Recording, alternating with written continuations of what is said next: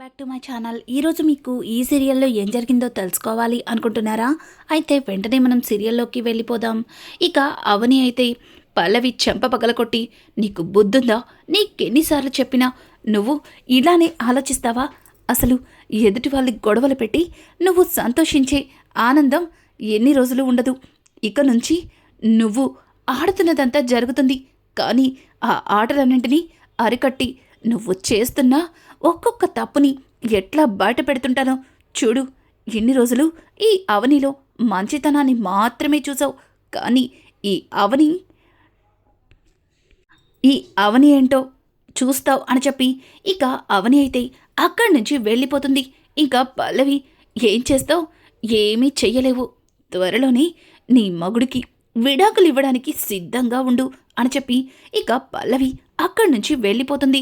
ఇక అవని లోపలికి వెళ్ళి ఆరాధ్యని దగ్గరికి తీసుకుని, ఆరాధ్య, ఎందుకు ఎందుకు ఇలా చేసావు? ఎప్పుడు ఎవరితో గొడవ పడని నువ్వు ఆ పాపని ఎందుకు కొట్టావు అని అడగడంతో ఇక ఆరాధ్య అయితే, అమ్మా, ఇదంతా నేను కావాలనే చేశాను అని చెప్పడంతో ఒక్కసారిగా అవని షాక్ అయిపోతుంది. ఏం మాట్లాడుతున్నావా ఆరాధ్య? ఇదంతా నువ్వు కావాలని చేశావా అని అడగడంతో, అవును అవునమ్మా, ఇదంతా నేను కావాలనే చేశాను అని చెప్పి ఇక ఇక అవని అయితే ఒక్కసారిగా షాక్ అయ్యి, ఏంటి ఆరాధ్య, ఏం మాట్లాడుతున్నావు? తనని కావాలని కొట్టడమేంటి అని అంటుంటే, అవును అవునమ్మా, నేను అమ్మా నాన్న లేని అనాథనని వాళ్ళు నా గురించి ఏదేదో మాట్లాడుతున్నారు.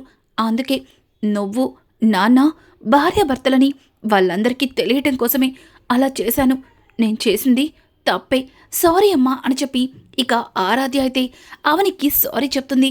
ఆరాధ్య మాటలకి అవని చాలా బాధపడుతూ తనని దగ్గరికి తీసుకొని, నన్ను నన్ను క్షమించు ఆరాధ్య, నిన్ను ఎంతలా బాధ పెడుతున్నానో నాకిప్పుడే అర్థమైంది. నేను నిజం చెప్తే ఎక్కడ మీ బాబాయ్ జీవితం నాశనం అవుతుందేమోనని నిజం చెప్పకుండా ఇలా ఆయనకి దూరంగా ఉండి నువ్వు ఎవరికీ చెప్పుకోలేని స్థితికి తీసుకొచ్చాను. కొద్ది రోజుల్లోనే ఇవన్నీ సర్దుకుంటాయి అని చెప్పి ఇక అవని తన మనసులో బాధపడుతూ ఆరాధ్యని దగ్గరికి తీసుకుని ముద్దు పెట్టుకుంటుంది. తరువాత ఆరాధ్య అయితే, అమ్మా, నేనొకసారి డాడీ దగ్గరికి వెళ్తాను, పాపం డాడీ కోపంగా ఉండుంటారు, బాధపడుతూ ఉంటారు అని చెప్పి ఆరాధ్య అయితే ఇక అక్షయ్ దగ్గరికి వెళ్తుంది. ఇది ఇలా ఉండగా ఇంకా అవని అయితే హడావుడిగా బయటికి వెళ్తూ ఉంటే ఇక రాజేంద్ర అయితే, అమ్మా అవని, ఏమైందమ్మా? ఉన్న పలంగా ఇంత హడావుడిగా ఎక్కడికి బయలుదేరుతున్నావు అని అంటుంటే, మావయ్య గారు, నేను వచ్చిన తర్వాత అంతా మీకు చెప్తాను అని చెప్పి ఇక అవని అయితే శ్రీకర్ కోసం ఎదురు చూస్తూ ఉంటుంది.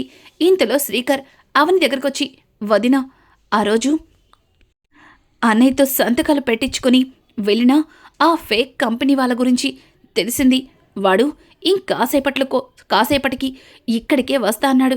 అందుకే నిన్ను ఇమీడియట్లీ ఇక్కడికి రమ్మన్నాను అని చెప్పడంతో ఇక వెంటనే అవని అయితే, చూడు శ్రీకర్, అసలు ఇదంతా ఎవరు చేస్తున్నారో మనం తెలుసుకున్నట్టయితే వాళ్ళని పట్టుకోవడం చాలా ఈజీ అని అంటూ ఉండగానే ఇక అతనైతే కార్తో అక్కడొచ్చి ఆగి ఫోన్లో మాట్లాడుతూ ఉంటాడు. ఏవండి, ఏంటండి మీరు? ఇస్తానన్న అమౌంట్ ఇచ్చేయాలి కదా, ఇలా మీ చుట్టూ తిప్పుకుంటారేంటి అని చెప్పి ఇక అతనైతే ఫోన్లో మాట్లాడుతూ ఉండగా ఇంతలో అవని అలాగే శ్రీకర్ ఇద్దరు కూడా పక్కకి తిరిగి చూస్తారు. ఇక అవని అయితే, శ్రీకర్, అదిగో వాళ్ళే ఆ రోజు మీ అన్నయ్యతో సంతకాలు పెట్టించుకున్న వాళ్ళ మొహం నాకు బాగా గుర్తుంది అని అంటుంటే, అయితే వీడినిప్పుడే పట్టుకొని 4 తగిలిస్తే అన్ని నిజాలు బయట పెడతాడు అని చెప్పి ఇక శ్రీకర్ అని అవనితో కలిసి దగ్గరికి వెళ్ళబోతుంటే అతనైతే, చూడండి చక్రధర్ గారు, మీరు ఇట్లా అంటారని నేనస్సలు ఊహించలేదు.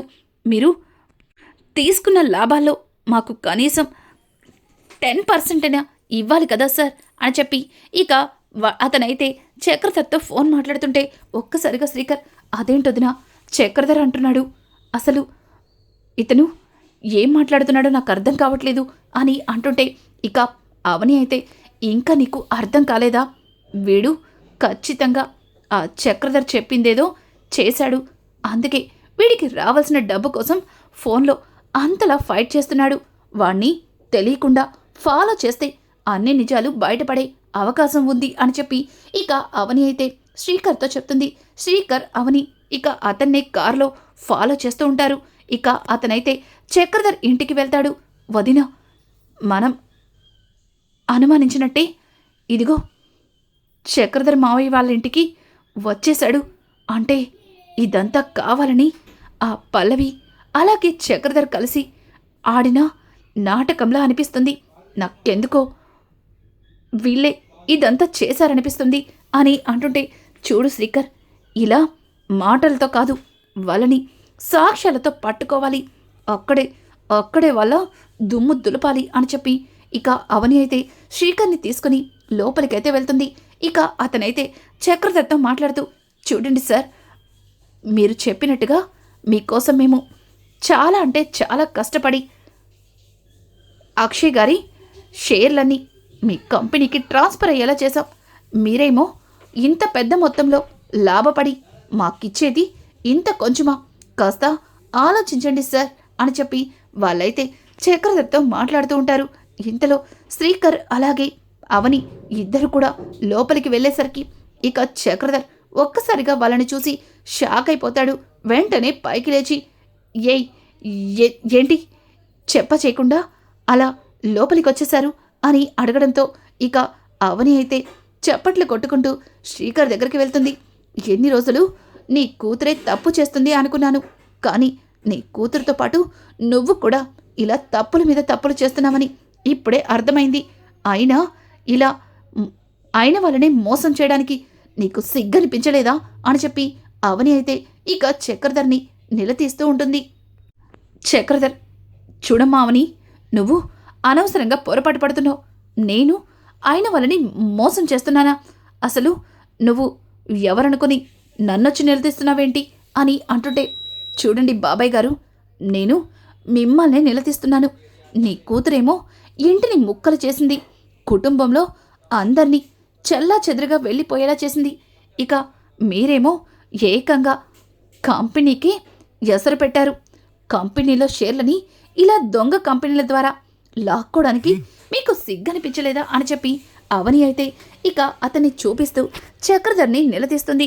అతనైతే అవనిని చూసి భయపడిపోతూ ఉంటాడు. ఇక చక్రధర్, చూడమ్మా అవని, నువ్వు అనవసరంగా పొరపాటు పడుతున్నావు. శ్రీకర్, ఇక్కడి నుంచి ఈ అవనిని తీసుకెళ్ళు, నేను వీళ్ళతో ఇంపార్టెంట్ మీటింగ్లో ఉన్నాను అని చెప్పడంతో ఇక శ్రీకర్, ఏంటి మావయ్య ఆ ఇంపార్టెంట్ మీటింగ్? ఇంకా మా ఆస్తుల్లో ఏమైనా మిగిలిన్నాయా? వాటిని ఎలా లాక్కోవాలా అని ఆలోచిస్తున్నావా అని అంటుంటే, శ్రీకర్, నీకు కూడా ఈ అవనిలాగే పిచ్చి పట్టిందా? అసలు ఏం మాట్లాడుతున్నావు? వాళ్ళ రోజు మన కంపెనీకి వచ్చి షేర్లన్నీ వాళ్ళ కంపెనీకి ట్రాన్స్ఫర్ అయ్యేలా అక్షయ్తో సంతకం పెట్టించుకున్నారు. దాని గురించి వాళ్ళతో మాట్లాడుతున్నాను.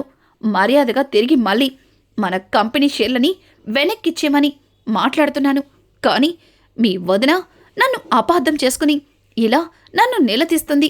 దానికి నువ్వు కూడా వత్తాస పాడుతున్నావు. అయినా ఇక్కడ ఏం జరుగుతుందో తెలుసుకోకుండా వీళ్ళతో మాట్లాడినంత మాత్రాన నా మీద ఇంత పెద్ద నిందలు వేస్తారా అని అంటుంటే ఇక అవని, ఏం మాట్లాడుతున్నావు? పెద్ద మనిషి అయ్యుండి ఇట్లా అబద్ధాల మీద అబద్ధాలు చెప్పడానికి నీకు సిగ్గనిపించట్లేదా? చూడు, ఇప్పటికే నీ కూతురు తప్పుల మీద తప్పులు చేసింది. అవి బయట పడిన రోజు తన జీవితమే నాశనం అవుతుందని అర్థం కావట్లేదు. నువ్వు తనకి నచ్చ చెప్పాల్సింది పోయి నువ్వు కూడా తను చేసిన దానికి సపోర్ట్ చేస్తూ ఇదిగో ఇలా కంపెనీ కొలాక్స్ అవడానికి కారణమయ్యో, నిన్ను ఊరికే వదిలిపెట్టను అని చెప్పి అవని అయితే ఇక చక్రధర్ మీద విరుచుకుపడుతుంది. వాళ్ళు కూడా, మేడం, మేము తప్పు చేశాం మేడం, మా వల్ల తప్పు జరిగింది, కానీ ఇదంతా చక్రధర్ గారు ఏమీ చేయించలేదు అని అంటుంటే ఇక శ్రీకర్, ఏం మాట్లాడుతున్నారు మీరు? ఇదంతా చక్రధర్ మావయ్య చేయించకపోతే మీరు ఇక్కడికి ఎందుకు వచ్చారు? పైగా చక్రధర్ మావయ్యతో ఏదో డీల్ ఎందుకు కుదుర్చుకుంటున్నారు అని అంటుంటే, అయ్యో అల్లుడు, నువ్వు కాస్త నేను చెప్పేది అర్థం చేసుకో. ఈ అవని చెప్పిన మాటలు గుడ్డిగా నమ్మి నువ్వు నన్ను నిలదీస్తున్నావు. మీకోసం, మీ కుటుంబం కోసం నేనెంతలా కష్టపడుతున్నానో మీకు తెలియట్లేదు. వీళ్ళు కూడా ఒక కంపెనీతో టైఅప్ అయ్యి మోసపోయారు. వాళ్ళ కంపెనీ షేర్లన్నీ వాళ్ళకి తెలియకుండానే పక్క కంపెనీకి ట్రాన్స్ఫర్ అయిపోయినాయి. దానివల్ల వాళ్ళ కంపెనీ దివాలా తీసింది. అందుకే అందుకే వాళ్ళు మీతో మాట్లాడలేక ఇదిగో ఇట్లా మొహం చాటేసుకుని తిరుగుతున్నారు. చాలా రోజులకి చాలా కష్టపడి వీళ్ళని పట్టుకున్నాను. కానీ మీరేమో వచ్చి నన్నే అవమానిస్తున్నారు అని చెప్పడంతో ఇక శ్రీకర్ అయితే చక్రధర్ మాటలకి కాస్త బుట్టలో పడతాడు. కానీ అవని మాత్రం వీళ్ళు చేస్తున్న మోసాలని అడ్డుకోవాలని, ఇంతవరకు వీళ్ళు ఆడుతున్న నాటకాలని అరికట్టాలని అవని మాట్లాడుతూ ఉంటే ఇక శ్రీకర్ అయితే వదిన చాలింకా, పల్లవి వాళ్ళ నాన్న మన కోసమే కష్టపడుతున్నారు. కానీ నువ్వు అర్థం చేసుకోకుండా ఇలా చక్రధరి మావయ్యని అనుమానించడం ఏమాత్రం కూడా బాగాలేదు అని చెప్పి ఇక శ్రీకర్ అయితే అవనిని తీసుకొని అక్కడి నుంచి వెళ్ళిపోబోతుంటే అవని, శ్రీకర్ కాస్త నేను చెప్పేది విను, వీళ్ళు అబద్ధాలు చెప్తున్నారు అని అంటుంటే వదిన చాలొదిన, ఇంతవరకు నిన్ను గుడ్డిగా నమ్మాను. నువ్వేం చెప్పినా సరే దాన్ని కాదనకుండా చేశాను.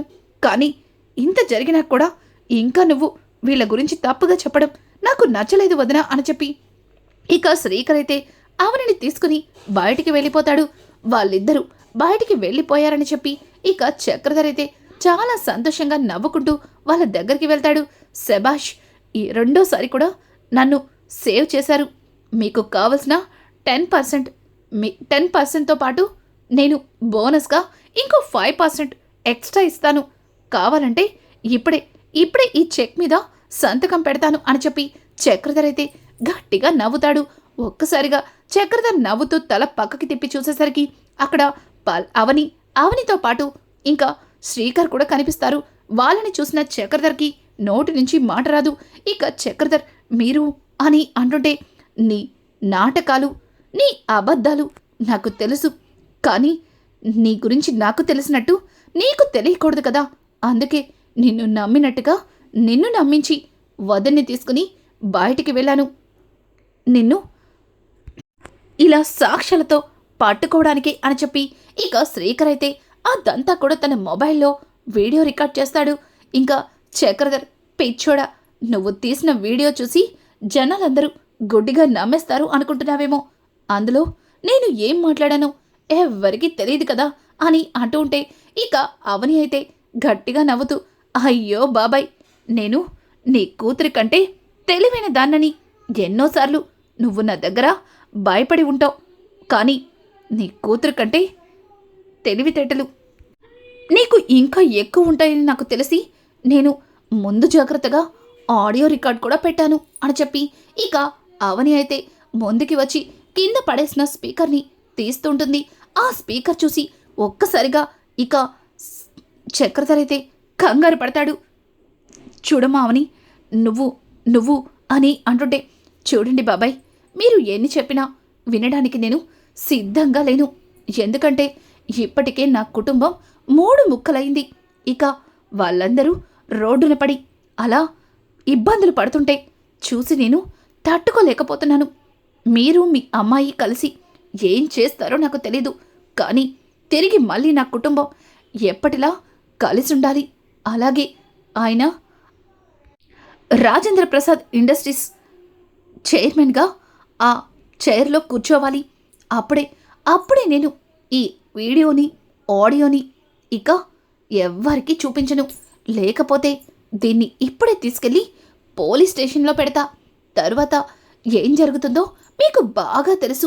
ఒక పెద్ద కంపెనీని ఇలా ఒక్కసారిగా కిందకి తొక్కేయడానికి ఇంత మోసం చేశారని మిమ్మల్ని జీవితంలో బయటికి రాకుండా చేస్తాం.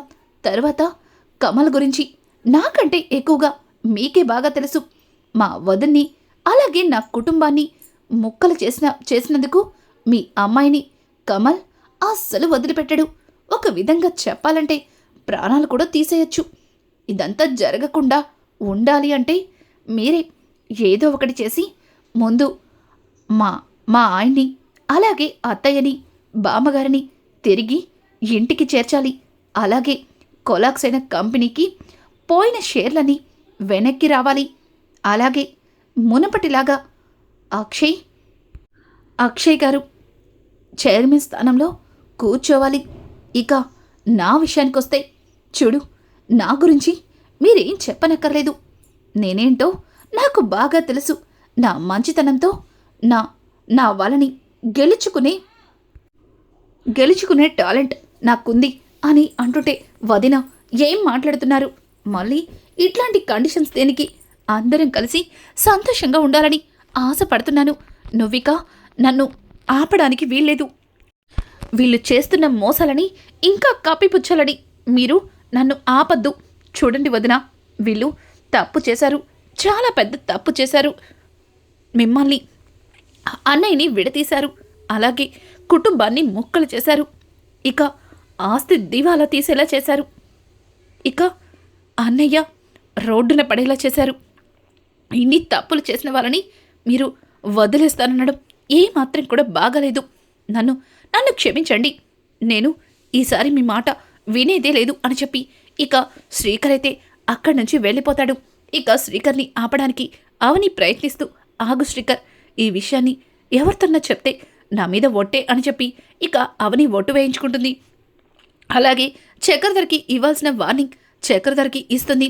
ఇంకా చక్రధర్ అయితే, వద్దు, ఈ విషయాన్ని ఎవరితో చెప్పద్దు. నేనిప్పుడే వెళ్ళి మళ్ళీ కంపెనీ షేర్లని వెనక్కిచ్చేస్తాను. అలాగే అలాగే అక్షయ్, ఇక మీ అత్తయ్య అందరినీ ఒకే ఇంట్లోకి చేరుస్తాను అని చెప్పి ఇంకా చక్రధర్ భయపడుతూ అక్షయ్ దగ్గరికి వెళ్తాడు.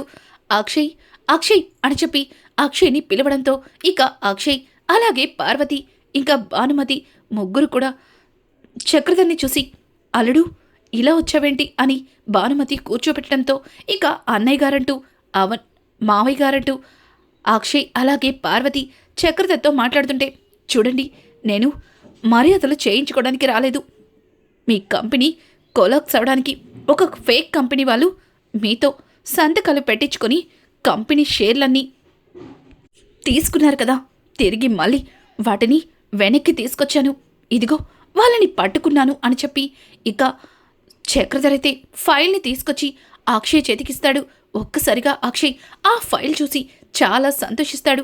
మావయ్య, మళ్ళీ మన కంపెనీ ఇలా పూర్వ వైభవంతో ఉంటుందని అస్సలు ఊహించలేకపోయాను. నా వల్ల చాలా పెద్ద పొరపాటు జరిగిందని ఎంతగానో బాధపడ్డాను. కానీ ఈరోజు మీరు నాకు చాలా పెద్ద సహాయం చేశారు అని అంటుంటే, అయ్యో అక్షయ్, ఒకప్పుడు మీ నాన్న వల్ల నేను ఇట్లాంటి స్టేజ్లో ఉన్నాను. వాటిని మర్చిపోతే ఎలా? నేను చేసింది చాలా చిన్న సహాయం. ఇంతదానికే అంతలా సంతోషించాలా? మీరు ఇలా ఇంటికి దూరంగా ఉండడం, అక్కడ నా కూతురు పల్లవి చాలా బాధపడుతుంది. రండి ఇంటికి వెళ్దాం అని చెప్పి ఇక చక్రధర్ అయితే వాళ్ళకి నచ్చ చెప్పి వాళ్ళని తిరిగి మళ్ళీ ఇంటికి తీసుకెళ్తాడు. అక్కడ పల్లవిని చూసిన పల్లవి అయితే చక్రధర్ వీళ్ళని ఇంటికి తీసుకురావడం చూసి షాక్ అయిపోతుంది. డాడ్, ఏంటిదంతా అని అంటుంటే ఇక పార్వతి అయితే జరిగిందంతా పల్లవికి చెప్తారు. కానీ ఇంతలో ఇంకా కమల్ వచ్చి చక్రధర్ చొక్కా పట్టుకుంటాడు. ఒక్కసారిగా చక్రధర్ కమల్ చేతుల్ని వదిలించుకుంటే ఇక కమల్ అయితే, రే, ఇంతవరకు నువ్వు వాడిన నాటకాలన్నీ ఇప్పుడు అందరి ముందు బయట పెట్టకపోతే నిన్ను, నీ కూతుర్ని ఇక్కడే చంపేస్తాను అని చెప్పి ఇక కమల్ అయితే చక్రధర్ని బెదిరిస్తుంటాడు. ఒక్కసారిగా అక్కడ ఉన్న వాళ్ళకేమీ అర్థం కాదు. అసలు ఏం జరిగిందంటే, శ్రీకర్ని ఫాలో చేస్తున్న కమల్, శ్రీకర్ అవనితో పాటు కమల్ కూడా అక్కడ జరిగిందంతా చూస్తాడు. ఆవేశంలో ఇక కమల్ అయితే అక్కడ ఉన్న వాళ్ళందరినీ చంపేయాలి అనుకుంటాడు. కానీ తన కుటుంబం ఒక్కటవ్వాలని ఆలోచించి ఇంకా అక్కడితో ఆగిపోతాడు. ఇంకా జరిగిందంతా కూడా ఇంట్లో అందరికీ చెప్తాడు. ఒక్కసారిగా అక్షయ్ అయితే జరిగిందంతా తెలుసుకుని ఇంకా చక్రధర్ని నిలదీస్తాడు. అలాగే పల్లవి చెంప చెల్లు మనిపిస్తాడు. రానున్న ఎపిసోడ్స్ అయితే మరింత ఇంట్రెస్టింగ్గా మారిపోతున్నాయి. ఈ వీడియో మీకు నచ్చినట్టయితే లైక్ చేసి సబ్స్క్రైబ్ చేసుకోవడం మాత్రం మర్చిపోకండి. Thanks for watching.